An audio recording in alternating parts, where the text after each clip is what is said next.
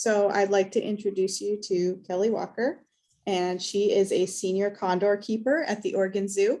So if you've ever been to the Oregon Zoo and seen the condors there, she's taking care of them. And the Oregon Zoo has an excellent conservation program for the California condor.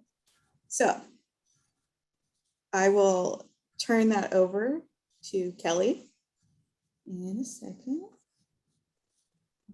She can start her presentation. Let's stop sharing.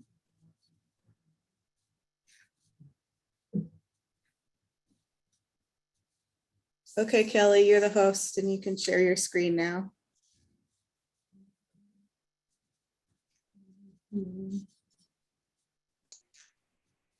Can you hear me at all? My microphone on. Yep, can hear you now. Okay. So you'll need to turn your camera. Oh, there you are. Great. Am I there? Oh, I just turned you off. Okay. Am I on? Because I can't see me. Yep, you're Yes, on. you are on screen. Okay. And And you you just can need see the to- presentation? Like, Not yet. You need to do the share screen at the bottom. well, everything went away when you guys switched around. So let me.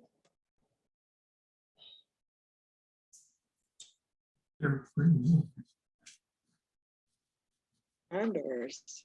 What you want to do is share the program, and that's a share screen with your file.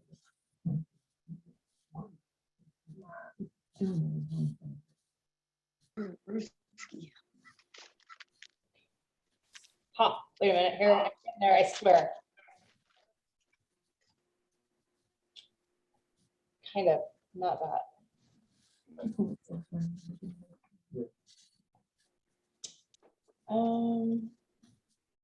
There you go. Is that, can you see? Yep, we can see it now. I clean poo for a living, so. Okay, can everybody hear and see the? Yep, looking good, Kelly. All right, so I'm Kelly Walker. I work for the Oregon Zoo and the Senior California Condor Keeper. I've worked with condors since 2004, so for a while. The way I do this presentation, I have a lot of pictures and I just start talking. So I apologize if I go down a rabbit hole, which I'll do, or I don't mention something, which I'll remember at like 10 o'clock at night and be like, ah. So anyway, all questions at the end are welcome, and I hope I cover everything for you. So the starting picture I'm starting it off with, this is a male condor in a wild nest, and right behind him is a 2-day-old chick. And this was done, it was a chick well-being check. They wanted to make sure the chick was in healthy. Dad obviously looks very angry.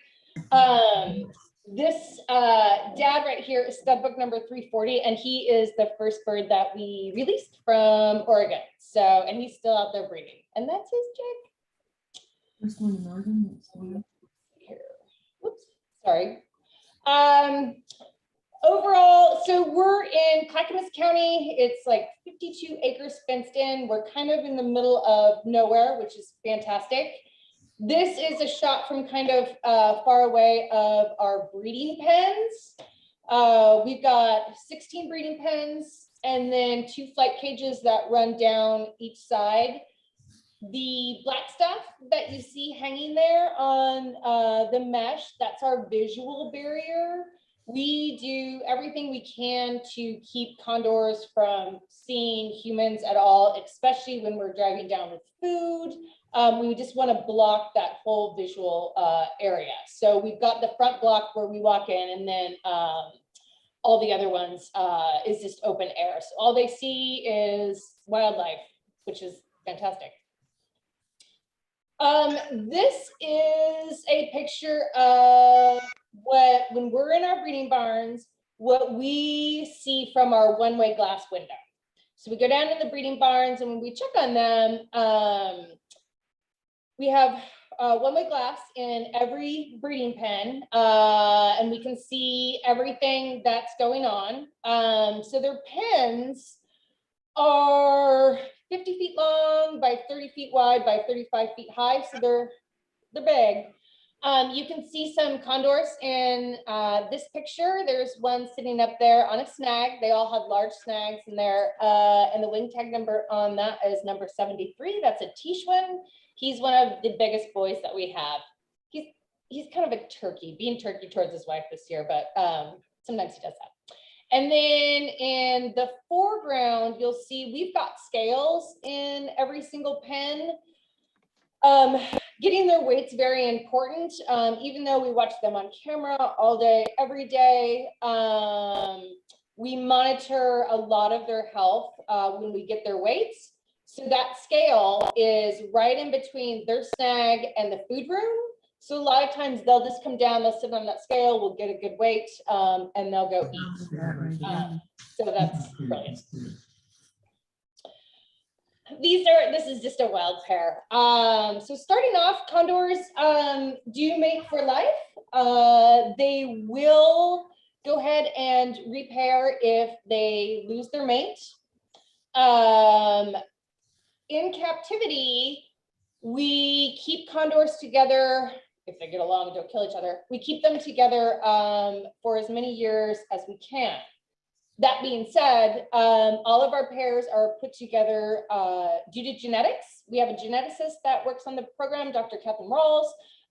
She tells us who needs to go together, and then the 4 breeding facilities try to make that happen. We do occasionally divorce pairs. Condors are like old married couples. Year after year, their dynamic changes. You never know what you're going to get. And sometimes they're just like, I don't like you anymore. So we have to divorce that. They go back into the genetic pool, and we try to come up with new mates for them. Obviously, we can't control who they pair with in the wild. So in captivity, we try to keep the most genetically diverse and the most genetically important birds in captivity. So we're pulling from that gene stock. We monitor, all of our birds by video every day. It's pretty much the only way we can watch our birds constantly. We don't like to be in the breeding barns because we don't like to make noise. We just don't like to be down there. So this picture shows a screen of our nest boxes. Every pair has their own nest box. It's on the 2nd floor. The 1st floor is the food room, which I'll show you in a minute. And this is the 2nd floor. They've got the room on the room is beach sand. And then there's that little kind of corner area that is filled with pretty deep sand. And that is where we prefer they lay their eggs. If they don't, we move it over there. It gives us easy access to the eggs. We know they won't roll it forward where we can't reach an egg. We do remove every egg after some natural incubation, and in an emergency, we have to be able to reach that egg. So we do have them in particular places. This is, we have another screen where we have our cameras where we look at the outside of the pens. We have 6 hand tilt zooms. We can see everything everywhere. We can zoom in and out. We can watch how they're doing. We've got, if I have a better picture, but in the 2nd row, like middle picture right there, you can see that there's a building and there's a snag in front of it. You've got some windows that are kind of down on the 1st level. And then you've got what is essentially a platform and then a window on the 2nd level. So that 2nd level goes into our nest rooms. So the pairs have access to those nest rooms 24/7 year round. We never catch birds in there. We try not to ever scare them in there. That's their completely safe space. On the lower level, We have 2 doors, upper and lower, which we can close from the backside, the man side. We can open it up. We put their food in there. When the doors close, they can't see us, so it's like a magic food room. When we're done putting in food, go lock the man door, and then we slide those doors open. That is also where we catch condors for yearly exams or emergencies. We try never to catch them out of the pens because the pens are big. The birds can get hurt. We can get hurt because you're up 35 feet on a ladder with a net trying to get a condor out of the corner of the netting. And they're not happy about it. So you're bleeding. The last time we had to do it was our fire evacuation. Last year we caught 37 birds in 5 hours. That was, I don't want to do that again. Here's just another picture of a breeding pen. This particular pair has 2 pens. Everybody usually only has 1. This particular pair has 2. And you can get a little bit better view of the building. Again, the upper window is the nest room and the lower 2 are the food rooms. Everybody has a big pool in there. Condors love water. They also like to drag your stuff in the water, take a bath with it. This particular pair has 2 pens. The female is non-flighted. She was injured in the wild. And occasionally the male is hard on her, so she is a quick runner. So she can run from either pen. It just gives her some more room to get away from the male when he's not being very friendly. Okay, nest room, sandbox. So this is a little bit what I was saying. In the right-hand picture, you'll see there's an egg right there in the little area where they incubate the egg. 2 condors can comfortably sit in that area. And in the left-hand picture is an egg door. They are also one-way glass, so condors do occasionally love to look at themselves and figure out how amazingly gorgeous they are. So that is one of my pairs staring at themselves in the one-way glass egg door. We have egg doors on both sides, and actually in the middle, we want to have access from all different areas. Again, in case of emergency. So after about 12, 14 days, hopefully the parents have been incubating or somebody has been naturally incubating that egg. We'll go in and usually at feeding time, they'll hear the doors close. They're like, oh, we got something good to eat. So usually they go out. We don't ever want them to see us opening these egg doors or reaching in and grabbing an egg. So we wait until they're fully out, usually busy eating. We'll go ahead, open that door. We'll pull the real egg out. We'll put a dummy egg that looks exactly like it back in, try to get it in the exact same place, close that egg door, and we're done. Usually it takes 5 to 10 seconds. And sometimes that's all you have. So anyway, that's your nest rooms. So our facility, actually, right now, we don't have 39, we have 42 birds right now. And because we had 10 chicks this year, we do have 3 adult males at the zoo on exhibit. 2 of those males are being kept for breeding purposes and can be pulled into the program at any time. But right now, they're just kind of hanging out on exhibit with an adult male whose name is Kawea, whom I love. He's my favorite bird. It's number 42. He's very, very, very naughty. That is why he's no longer in the breeding program.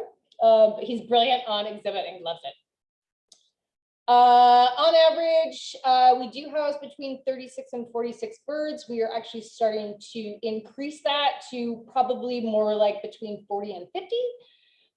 We have been given our marching orders from Fish and Wildlife that every breeding facility, and there's 4 of us, needs to increase their production as much as possible so we can get as many juveniles out as possible. So we did have a record number of 10 chicks this year. We do still have a couple young pairs.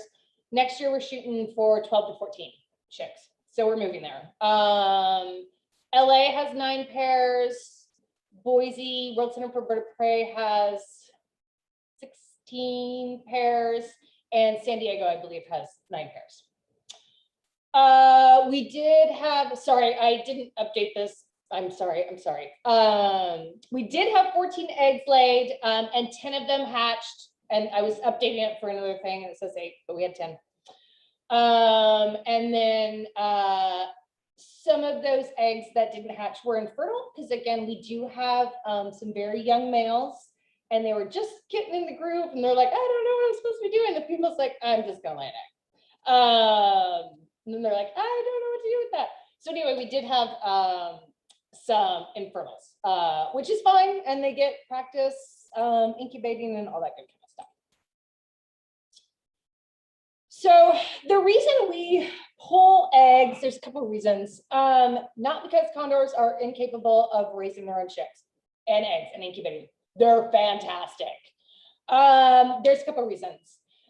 Because they're in captivity, there's no way on Earth we can make the enclosures bigger or as big as they would have in the wild. So generally speaking, they're kind of stacked on top of each other. There's nothing we can do about that, but it does sometimes raise the testosterone level in the males quite a bit. And excuse me, fighting does increase. So when they're fighting the nest room, they're going for it. It's no holds barred. It's ugly, but it's what happens. So if we have a real egg in there, there is a chance that it will get broken or kicked or injured, and every facility has had that. Again, that's why we try to replace them with dummy eggs for the whole incubation. It can get knocked, it can do whatever, and be fine. The second reason is we like to see if we've got a fertile egg or an infertile egg, and we can only do that when we candle the eggs. So first, the picture on here you can see in our incubator, those are actually 2 eggs. One is super sandy, one is not, and one just, I had to pull immediately for a couple different reasons. But anyway, it was still a little bit wet when it was pulled, so it's got sand on it. But anyway, that's our incubation setup. Down below, you can see we've actually got 5 incubators, grown by incubators. The top right picture, that is a fertile egg. That is how we mark our eggs. And that one is OZ04 of 2016. So that is the Oregon Zoo number 4 egg 2016. You can see the vesseling that is starting to expand. You can see in the middle of that egg, you can see the eye spot. That is the embryo right there. So we are checking for fertility. If we pull an egg from a pair that we really want genetics from, and that egg is infertile, a lot of times we will pull that dummy out and we will have them double clutch, which means they will lay a second egg and hopefully that one will be fertile. We can also see how these guys developed, if they are malpositioned, if there's something weird going on, if they may need help out, we can kind of see like, okay, that's position weird. This picture in particular, this is actually a perfect egg right there. The vessels coming off the embryo are in the right position. The embryo, you can kind of, well, you can't really see, but looking down on it, it looks like a little bean. It's in the right position. That yolk sac is expanding. So that is actually what we want to see. The bottom is, we do x-ray occasionally our chicks and eggs, or CT them.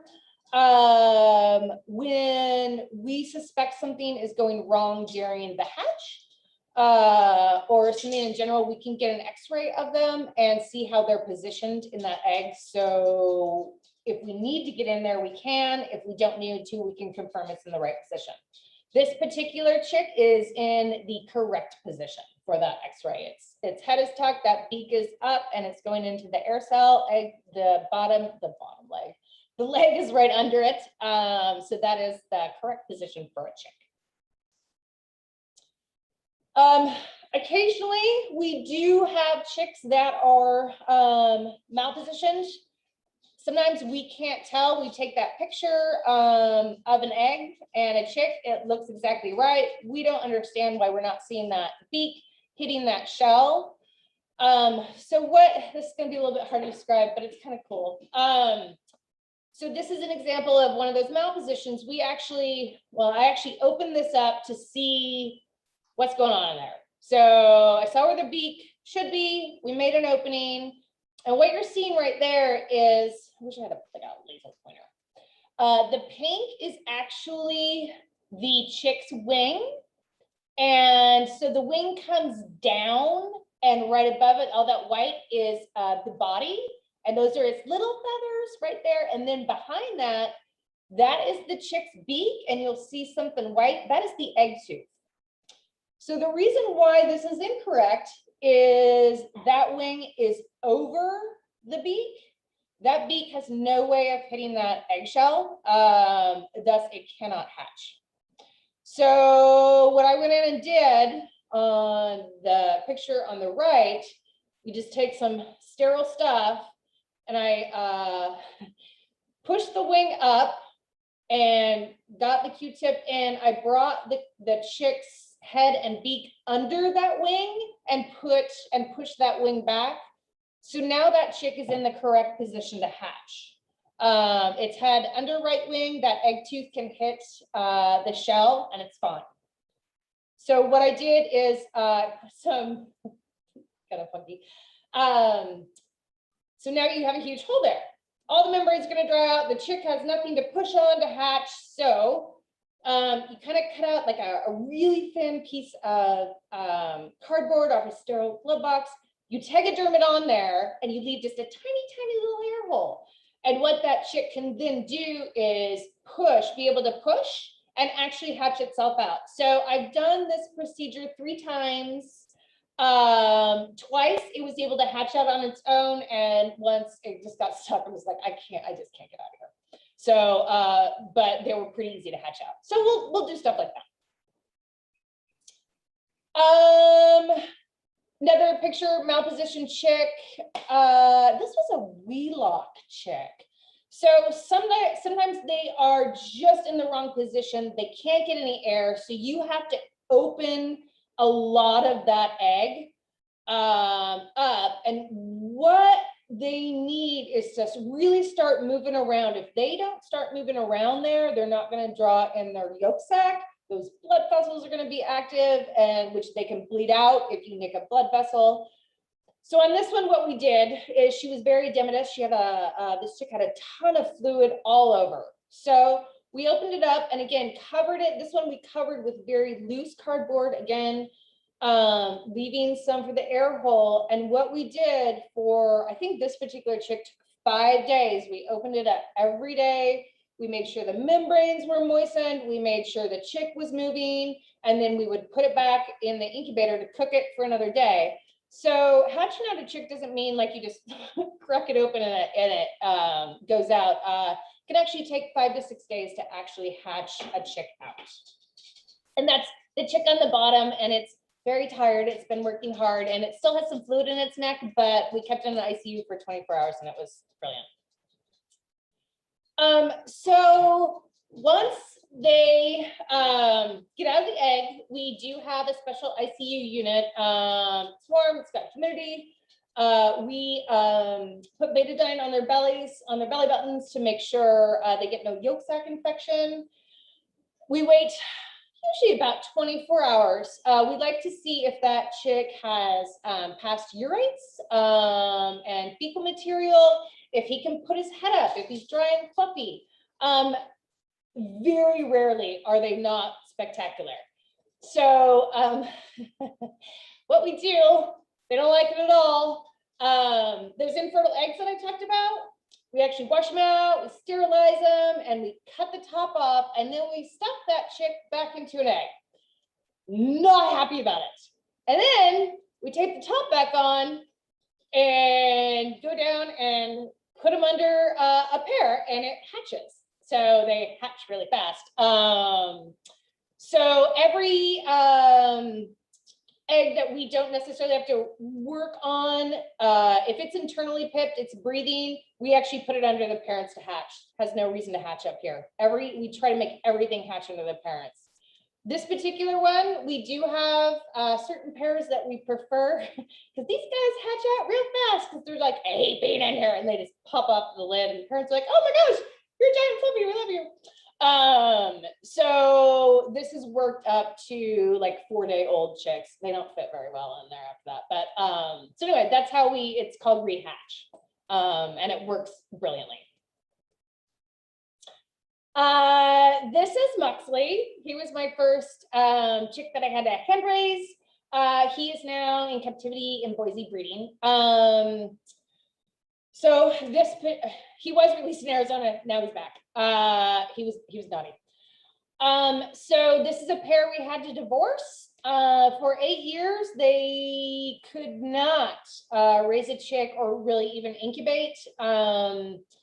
They threw this chick out, actually 145 threw this chick out of the nest room on the second story when it was 24 hours old. We were down there as fast as possible. We picked the chick up. It was fine. We hand raised it, but we divorced them.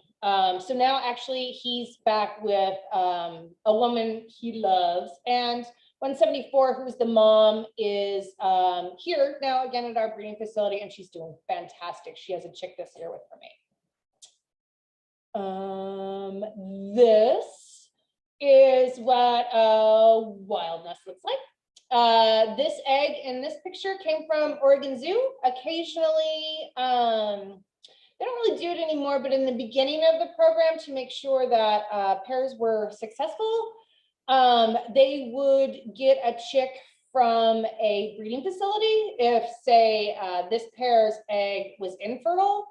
And then so we get it, we're like, okay, it has 2 days to hatch. California would fly up, we would hand off the egg at the airport, put it in the portable incubator, which looks like a bomb on an airplane. And then they would drive out to the field site, go replace the infertile egg with the real egg and hatch out. They had very good success with that, but they're now finding that we have a lot of experienced pairs in the wild, and they've kind of got their feet under there. So we don't really do that as much. These are what chicks look like. Number 99, that wing tag right there, that is a new wing tag that the Pinnacles crew put on that she is in a redwood nest. So that's what kind of the inside of a redwood nest looks like. You'll see that chick has a green wing tag, which indicates the year it was hatched. Every year has a different color wing tag. I can't remember what year that was. I think that's $6.99, $7.99. I don't know, I can't remember. And then over that wing tag, you'll see a GPS unit. So when they're monitoring that chick, they can tell where it's at when they go and do their daily checks on birds. Those are now, they also send out a mortality signal if a bird has not moved for 24 hours. A wildlife biologist will go track them down, see if they're sick, see if they're dead, see if they're injured. So that is how they keep track of these guys in the wild. The other two are just, that's one of our chicks. That's Willie's chick. In our nest room, you can see how much they get fed. And actually, that's not even a full crop. They are all bottom and like a tiny head. And they have trouble keeping their balance because they get this huge crop and this huge bottom and then like this tiny head. They're adorable. I love them. So we also have, I hope I'm not running late. Okay. We also have what's called a pre-release pen. It is about 1/4 of a mile past our pre-release, or I'm sorry, past our breeding pens. So the chicks are kept in with their parents until we start pulling them in November out of the breeding pens. But then they've all fledged into the pens. They've spent some time feeding with the parents. They've learned a lot of good behaviors. So then we start trapping them out. We wing tag them, and I feel like a horrible human being. You're like, you're just this giant primate that's kidnapped this poor chick out of its and like thrown them in a different pen. So sorry. And then they go into the pre-release pen. So the pre-release pen is actually a very, very large pen. And that picture on the left, you can see what looks like a power pole. It is a mock power pole. It does have electricity running through it. And it gives them a shock when the juveniles land on there. Not like a huge shock, but super uncomfortable. You can tell they don't like it. Before this was done, and these are in all the release pens, like the release pens that the biologists have in the wild, all of their pens. I think LA has one. We used to lose a lot of condors in the beginning because they would land on these power poles just alongside the roads or in the middle of nowhere because it's a great perch, but their wings are so big at 9.5 feet that they would electrocute themselves. So we all started this program, and we have a mock power pole. And since the program started, these are very smart birds. We have not lost one to electrocution from a power pole. So it works. We also have a large feeding room, which is that blue building. Again, you've got visual barrier along the road. We do trap the birds in that building. Often we trap a lot at a time and pull them out. It's disgusting, but they spend almost a year in there. We usually ship them out to the field sites August, September. So they spend a year in this pre-release pen. And the pen, there's also a mentor. It's an older bird, usually a male. Females tend to be really hard on these guys. So it's usually a male that keeps them in line. Otherwise, it's like Lord of the Flies. Condors have a very, very specific hierarchy. And the chicks have to learn that.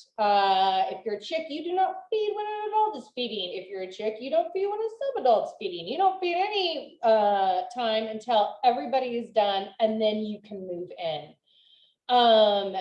There is also, excuse me, a dominant male and female at sites. Pinnacles has their own dominant male female. Bitter Creek has their own dominant male female pair, and it's a very strict hierarchy. And there's no bones about it. If a chick comes in where it's not supposed to be, it will be taught a lesson, and occasionally it's an injury that they have to be brought in and cared for. So it's very important that these guys mind their P's and Q's and learn how a social hierarchy works and maintain that. So the picture on the right is just, I think that was 2 years ago. All the chicks happened to line up. We were catching them and crating them right before that and sending, I think those guys were going down to California. So I just took a quick picture of those kids. Nope. So we have release pens in a couple in Southern California, Hopper and Bitter Creek, and then we have Big Sur and Pinnacles. There's one in Baja and there's one in Arizona. So I've been lucky enough to be able to drive some of our birds to these release sites and be able to see wild birds and put our birds into these big pens. So it's been pretty cool. The picture on the left is at Pinnacles, and you can see, I mean, it's beautiful. So my bird that we just released is inside, and then you can see what looks like two birds on the outside because there's two birds on the outside. The wild birds love to come and look at the fresh meat that's coming out and be like, hey, what are you doing? So those kiddos will stay for a minimum of 3 weeks in a flight pen, sometimes a lot longer. The field team assesses how they're doing, how they're holding up. Are they nervous? Are they comfortable? Are they eating properly? And they'll release them based on that basis. They will release them only when the local birds are around. They're not just going to open it up, have a juvenile fly out and be like, I have no idea where I am. So they do wait till flock will come in. And then they usually only release 3 at a time because they do track them very, very closely on those GPS units to make sure they are perching properly, that they're not on the ground, they're not at campsites stealing hamburgers. And the picture on the right, that's down in Bitter Creek, down in Southern California. And again, you can see an adult female on top looking around and one of the juveniles Females are wing tagged on the left and males are wing tagged on the right. This is a picture I threw in. It's a camera from a wild nest site which they were able to install before any of the hatching, so that there's nobody there taking this picture. It's off a camera. The chick is not dead. He's laying there. I know that's funny. But you can see the view they have. This is mom, GPS unit on with her chick just kind of hanging out in their nest. So that's what it looks like, and that's what their view looks like. Sorry, a little bit of a downer side, but I have to say it. So 50% of all mortalities that we know of in the wild population are due to lead ammunition. They eat it, they die. So it's massive. If we got rid of lead and had no more lead mortalities, I would be out of a job. And I threw this picture in just to show people what it looks like, what these field biologists are facing. The picture on the right was taken by Eddie Feltus, and that's in Arizona. He got a mortality signal from a breeding female, and he found her tracks. So there's her foot tracks, and those things alongside are her wings. They're dragging. She can't fly. She can barely walk. It's a horrible death. It's a long death. It makes them susceptible to anything. So Eddie took this picture just to be like, this is what we see, and it's awful. So she was not alive when he found her, and it was unfortunate because she was a breeding female. So sorry, a little bit of a downer, but that is how important getting lead out of the environment is to our program. And not to say eagles, bald eagles, ravens, everything that eats on carrion obviously gets affected. These guys, it's hard because they don't even start breeding until they're 8 years old. They only produce one egg. If that egg doesn't hatch, they're possibly done for the year. So very, very low reproduction. And when you lose a breeding female, you have to, I think it's 3.5 juveniles we have to throw out or get thrown out to replace one breeder. That's a lot of birds. So sorry. Let's see, world population. We are now just over, this is right before everybody's kind of counting the chicks. We are over 500, we're about 530. And the captive population is about right. We have about 174 in captivity. We started out with 22 and only 14 bred, so that number is not bad. We also have other assorted animals because we're out here. We have 3 goats on our site to help us keep down all of the brush and just fire hazards. Dirty Uncle Justice is the black goat in the front. He's hilarious. He's an intact male. I love him.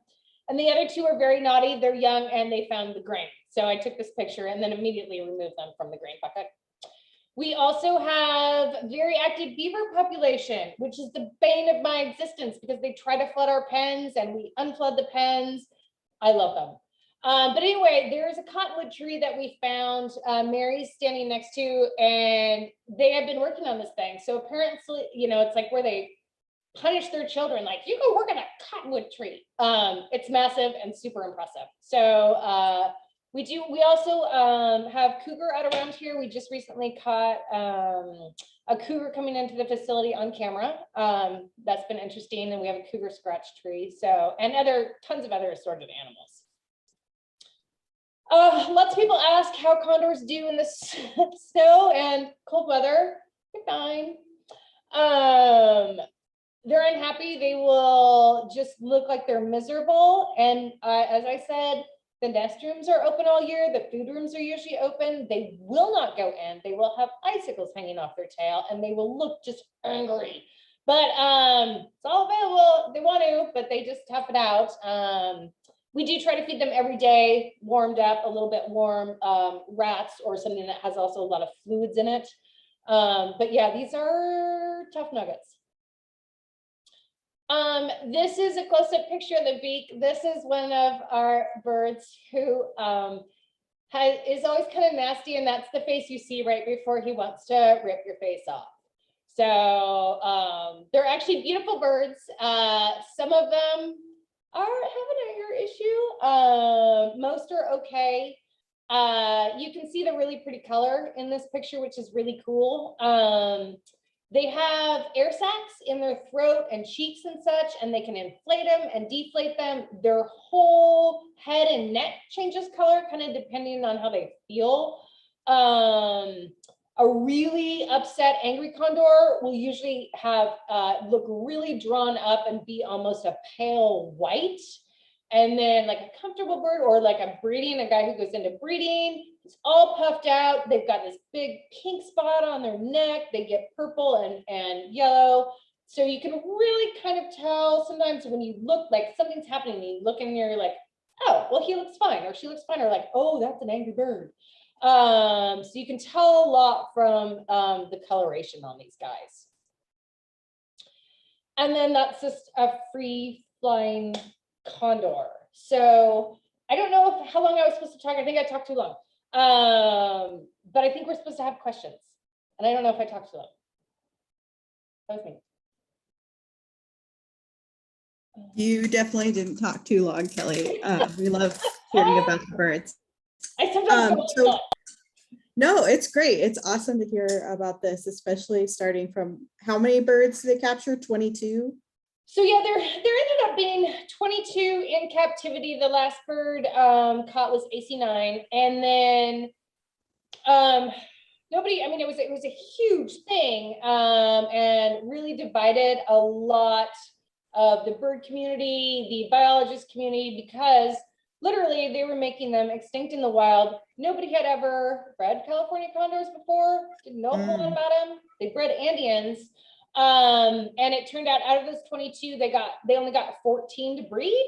But they did a great job. So yeah, so really they came from 14. Okay, so we've got a couple questions. So where does the lead come from, and why do the condors end up with lead poisoning?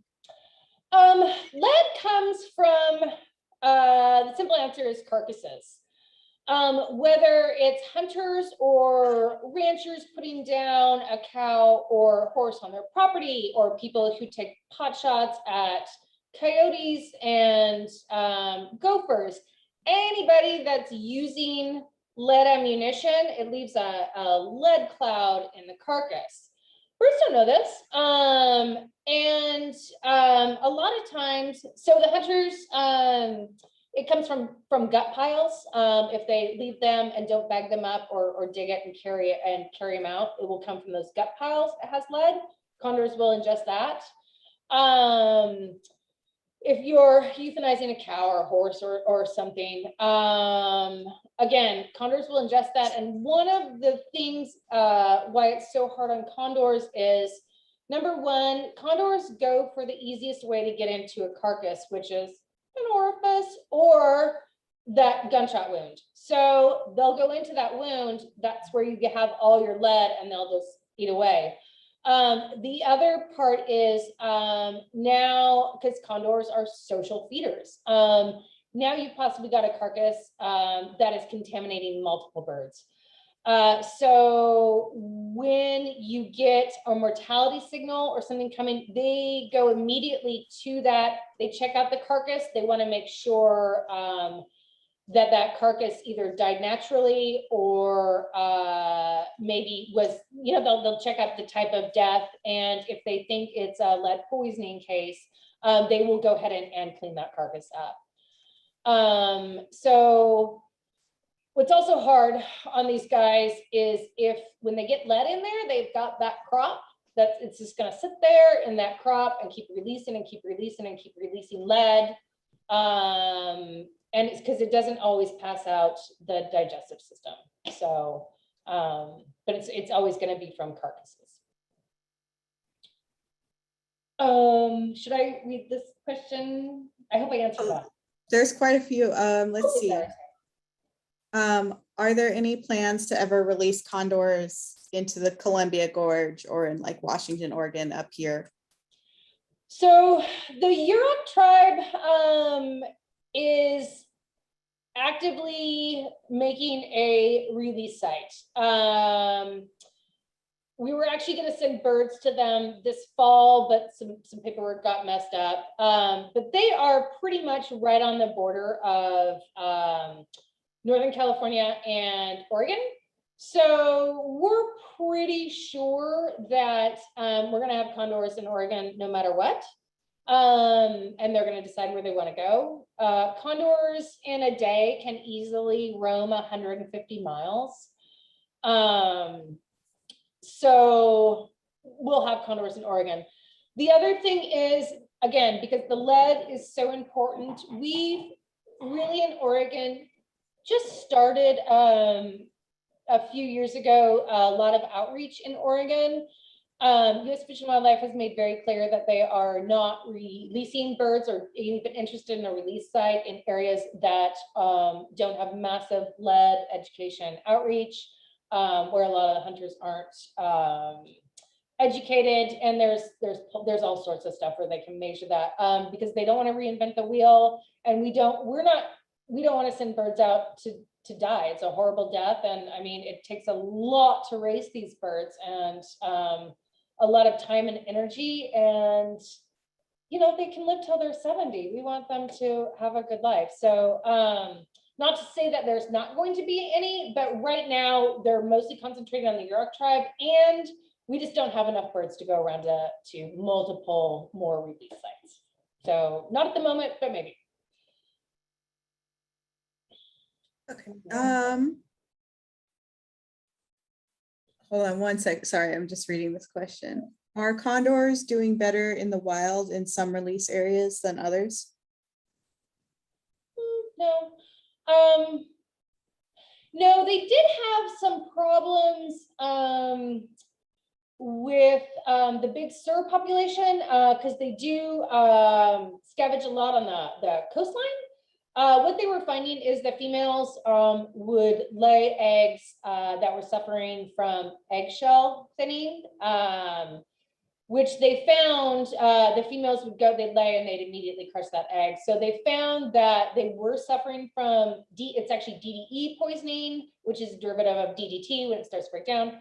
So what was happening is the companies that made DDT, they dumped all that DDT, and there's barrels and barrels and barrels of it just lying on the bottom of the ocean. It's pretty disgusting. And there's a shelf there. So you've got it leaching into the water on a consistent basis. And then obviously it goes up. Marine life eats it. It goes into the pinnipeds and the whale population, those things, and it stays in their fat. You never get rid of it. So it stays in their fat layer. They wash up, condors eat them, they get DDT poisoning, DDE poisoning. It is going down somewhat. They do monitor those nests. They have had a female, and I can't remember what Joe said they did with her, that scavenges a ton on the coastline, and she was the one with the biggest problems, and her eggshells were 50% thinner than normal, and I can't remember if they hike out and give her an egg or not. But generally speaking, no, one site doesn't do better. I mean, who was it? We just lost, it was, again, like Pinnacles, just lost those 9 birds in that huge wildfire. Southern California occasionally loses nests and birds in wildfires. So nope, everybody's doing what they should be doing. So we got another question. Do condors bond with humans when raised in captivity? So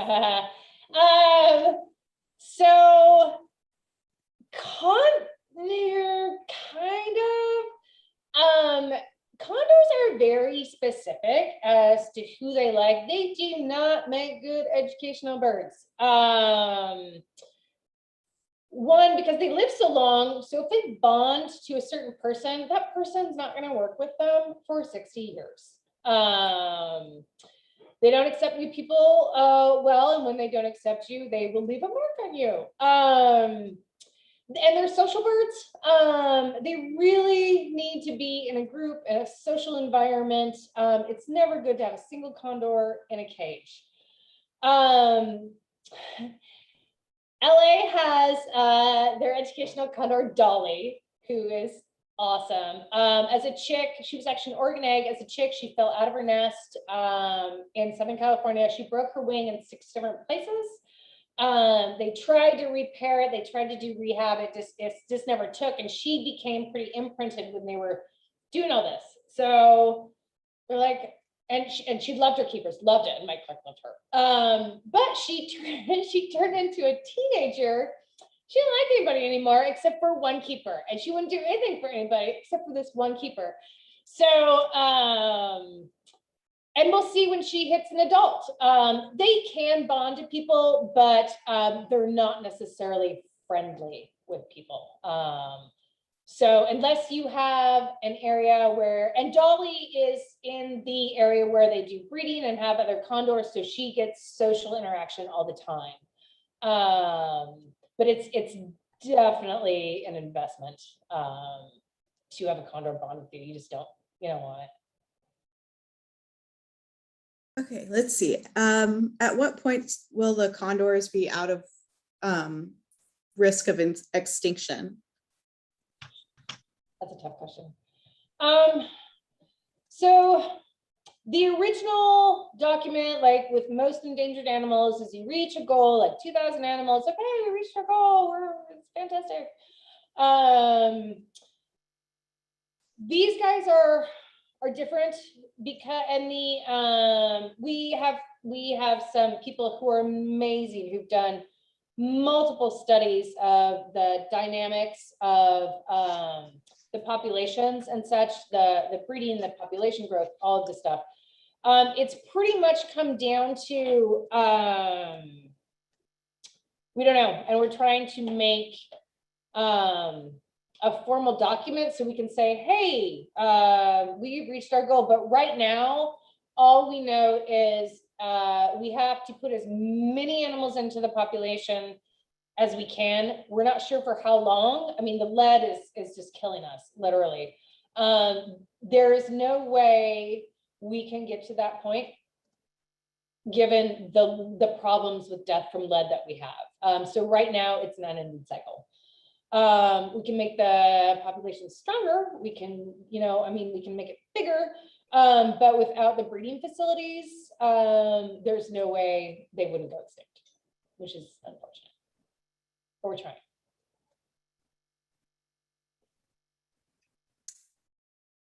Okay, I think we kind of answered this, but would the Columbia Basin ever be a good place for these condors to be?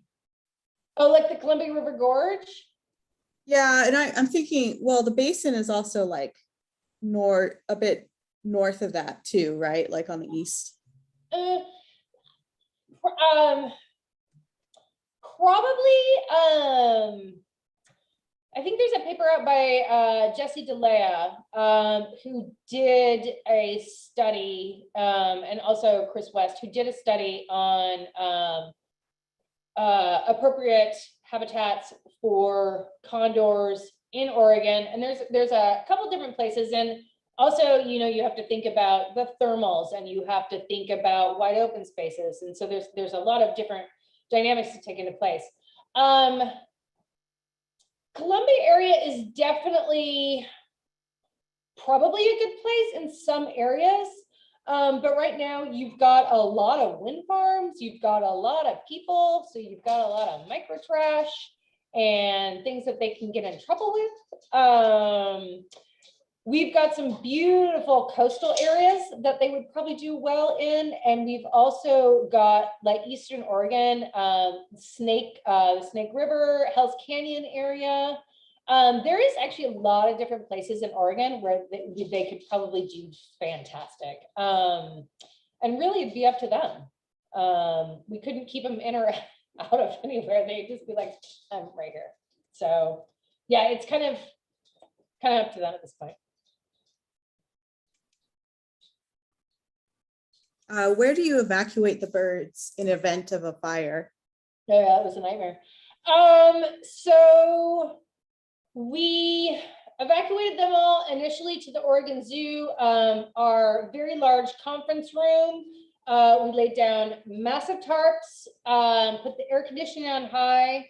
It's where nobody can get to, it's not loud, and we laid 37 crates out in there. When it became apparent that we weren't going to get back into the site very soon, what we did is we were, and we're going to work on this better this year, we were able to keep half of our adult population here at the Oregon Zoo in holding areas.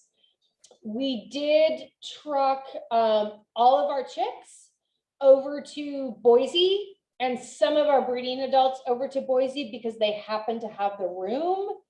That's not necessarily going to happen. So we're actually figuring some different things out. The reason we didn't take the chicks is because, again, we don't want them to interact any more with us than we have to. We didn't want to put them in a place where they could possibly see people. We didn't want to have to handle them again. We didn't want to have to catch them up again. So Boise very nicely, bless their hearts, took all those, kept all of our chicks from last year. So, and in fact, they just caught them up at Boise along with their chicks, and they're going out for release like this month. So hopefully we won't do that again, but if we do, there's a couple options. We are retrofitting some of the areas at the Oregon Zoo for emergency only for condors. And then there's kind of a couple options on the table. We'll keep them in trucks if we have to, but no, we can actually set them up pretty well. So this is not fun. Our condor, I know we talked that they travel many miles, but are they actually migratory? Well, we don't really know. That's an interesting question. They don't seem to be down in California, but up here in the Northwest, we don't know. We don't know if they're migratory. We don't know if they want to, because obviously, you know, the turkey vultures are migratory and they're already starting to leave. There's no one that studied them that can give us this kind of data. Condors do breed pretty early in the year, and there are kind of non-validated records and sightings of condors that have chosen to nest in Oregon and have young in Oregon. Why am I spacing? Finley caught his condor, the general, on as a juvenile on the Columbia River. So they did range as far north as BC, and maybe we're at the upper north in the winter. We honestly, we don't know. We're gonna have to wait and see what they do. Okay. Is there any proposed legislation to protect condors at the moment? We are now, no, the Yurok tribe is a 10J population. So California took a little bit different approach. And I think Oregon is also going to be a 10J population. If we have Oregon, if we have birds come into Oregon, I should know more about this, and I apologize. Which means there can be, if a condor is causing a lot of problems or killing things, you can do a take without getting prosecuted. California has a ban on lead. Condors are just endangered. I mean, it's not a special 10J population, experimental population. So they are fully covered under the Endangered Species Act, and they did ban lead. Arizona is a 10J population. They are voluntarily lead. They have not banned lead, but are doing massive amounts of lead outreach with the hunters and the kids and the training, and they've had very, very good results. with it, because sometimes people tend to respond better if, you know, you don't be like, okay, now it's illegal. They may be like, you know, they're not going to just throw in their thing and say, no, I do what I want. So we're getting there. In the places they've done lead outreach, they're reaching a lot of people. The problem is this takes one feeding event. So yes, their condors are pretty well protected. What's a condor's favorite food in captivity? So we feed them rats, rabbits, calves from an organic dairy. They're bull calves, big chunks of meat. They love the calves. Calves are like, oh, that's the best thing ever. It is one thing that they do like to drag into their pool with them and take a bath with, which is just disgusting. Or sometimes it's dry and they push it around like they're pushing some nasty boat around. They do love their calves, and they like get in there and they jump up and down on it, and they're like, oh, this is the best. Bunnies, you can always get them to do anything with bunnies. Like if you need to catch them up to do a physical or whatever, like bunnies. It's weird. They tear off the ears first because apparently bunny ears are like the best thing ever. I have no idea why. But in every facility, bunny ears are the first. Delicious. And bunnies, large bunnies about this size are preferred. They don't like the extra large bunnies. Nobody knows why. The small bunnies are kind of a waste of their time. So preferred are large bunnies and calves. How are the condors doing in other parts of the world, like Andean condors? Ooh, that's a good question. They did a breeding program. Still doing it? I don't think they're still doing it. Maybe in Mexico.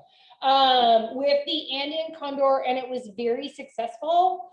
They are seeing Andeans breed in the wild. They are seeing their populations go up. Worldwide, vultures are down almost 97 to 99%.